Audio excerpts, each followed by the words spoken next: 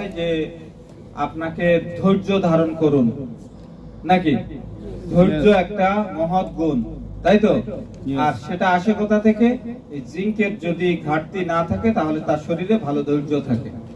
তাহলে জিঙ্ক খাইলে জীবনের এই তাপ উত্তাপময় হঠাৎ করে বিভিন্ন জীবনে আসে অশান্তি, ঝড় আসে, স্বামী স্ত্রী দীর্ঘদিন সংসার করছে, এমন একটা কথা বলেছে, এমন একটা ব্যবহার হয়েছে, দুইজন দুই দিকে দৌড় মারিছে, সংসারটা ভেঙে গেছে, হয়েছে না? তো এই জায়গাগুলো থেকে বেরিয়ে আসা যায় যদি জিঙ্ক এবং ল্যাসিথিন দেওয়া যায়। তিয়ানসি মিস্টার লি চায় যে যারা আমার তিয়ানসি করবে তাদের যেন ঘর না ভাঙে, তাদের ঘরে যেন অশান্তি না থাকে। বাস্তবতায় এই যে শারীরিক রোগ, এর ৮০% কারণ হলো মানসিক অবস্থা।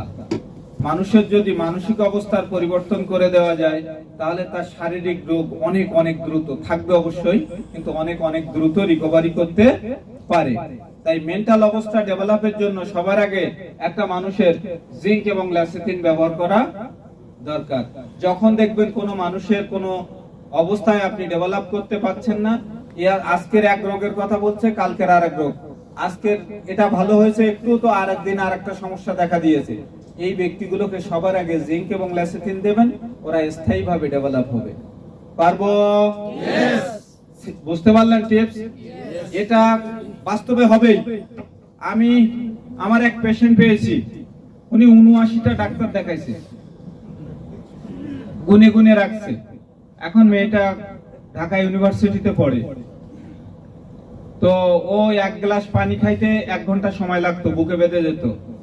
একতলা থেকে দোতলায় সিঁড়ি বেয়ে উঠলে মাথা ঘুরে শুয়ে থাকতে হতো আধা ঘন্টা, কিছু খাইতে পারে না, রোদে বেরোতে পারে না। ডাক্তারের কাছে গেলে বলে এর কোনো রোগ নাই, এর কোনো রোগ নাই। সে হাঁটতে পারে না, চলতে পারে না, ব্যাপক লিখলিখে চেহারা হয়ে উঠেছে, পড়াশোনাও করতে পারে না, পড়াশোনা করতে গেলে মাথা ব্যথা, মাইগ্রেনের প্রবলেম তৈরি হয়। এখন কোন টেস্টে তার খুব বেশি বড় রোগ, অ্যাকুয়েট কোনো ডিজিজ পাওয়া যায় না। আজকে সে সেই জায়গা থেকে সুস্থ স্বাভাবিক হয়ে নিত্য সহ অন্যান্য কাজ বাজ করছে এবং পড়াশোনা খুব মন দিয়ে করছে, অনেক বেশি কষ্টের কাজও করছে। তো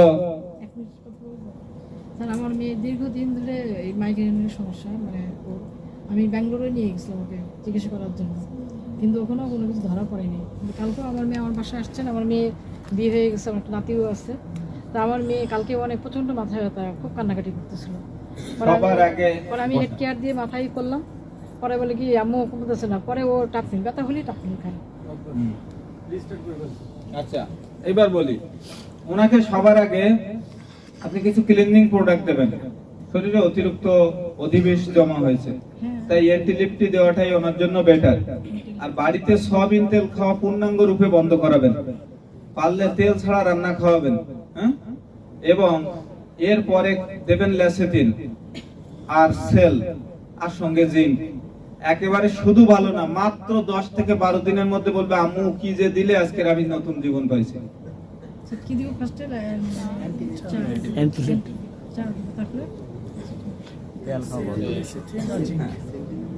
এরপরে দেবেন সেল, ল্যাসিথিন আর জিঙ্ক।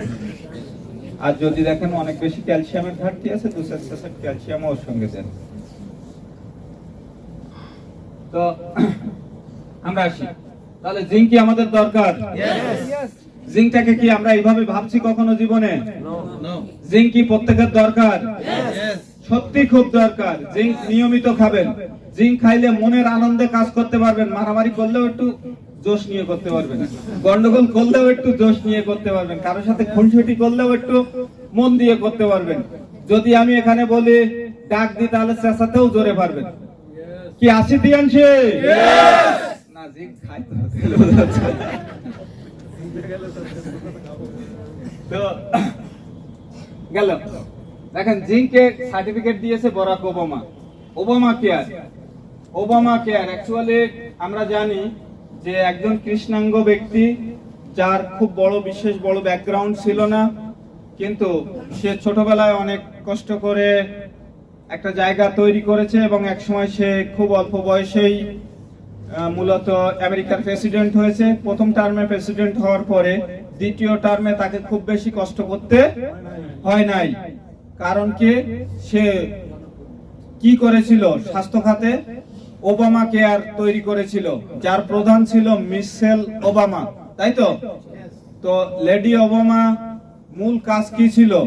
আসলে ডাক্তার বা হসপিটাল বাড়ানো নয়, মানুষ যাতে ডাক্তারের কাছে না যায়, মানুষ যাতে হসপিটালে না যায়, তার জন্য আগে থেকে যে ব্যবস্থা করা দরকার, ওবামা কেয়ারের কাজ ছিল সেইটা। বুঝতে পেরেছেন? আর সেই কারণে সে আমেরিকাতে অনেক বেশি সমুদ্রিত। আসলে হসপিটালে নিয়ে রোগীর চিকিৎসা দেওয়া নয়, হসপিটালে যাতে না যেতে হয় তার জন্য আগে যা করা দরকার সেটাই সে করেছিল। তিয়াংশির কাজ কি? সেটাই। তাই সে তিয়াংশির অনেকগুলো পণ্য ব্যবহার করে থাকে। তাই আমাদের অনেকগুলো প্রোডাক্টের সার্টিফিকেট ওবামা কেয়ার থেকে আমরা পেয়েছি। আমরা জানি আমেরিকাতে সবথেকে বেশি জিঙ্ক, ল্যাসেথিন এবং ক্যালসিয়াম বিক্রি হয় তিয়াংশি কোম্পানির।